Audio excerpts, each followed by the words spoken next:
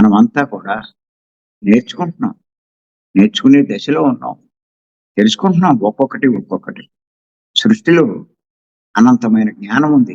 పత్రి గారు ఒక సందర్భంగా ఏమన్నారంటే, సృష్టిలో ఈ జ్ఞానంలో ఎదగడానికి, పైకి వెళ్ళడానికి లక్షల మెట్లున్నాయని చెప్పి అన్నారు. మీరేదో 2, 3 మెట్లెక్కి, అబ్బో! నేను పైకెళ్ళిపోయాను అనుకుంటే, నీకంట తెలివి తక్కువోడు ఎవడు ఉండడు. నిన్ను మూర్ఖుడనే పేర్కోవాలి. ఎంచేతంటే, పత్రి గారు ఒక ఉదాహరణ కూడా చెప్పారు.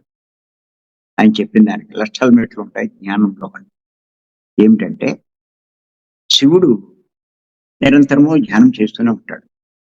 మరి శివుడే ఎంత గొప్పవాడు.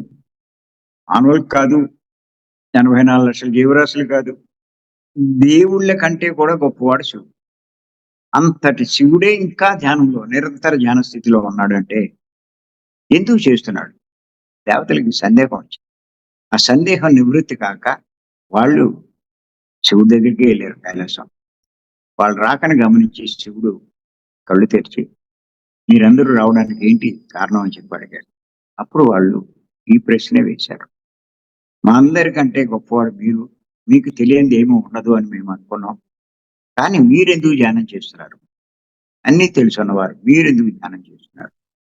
అంటే ఇప్పుడు శివుడు అన్నాడు, మీ అందరికీ తెలుసున్నది ఏమిటి అంటే, నాకు ఎంతో జ్ఞానం ఉందని మీరు అనుకుంటారు.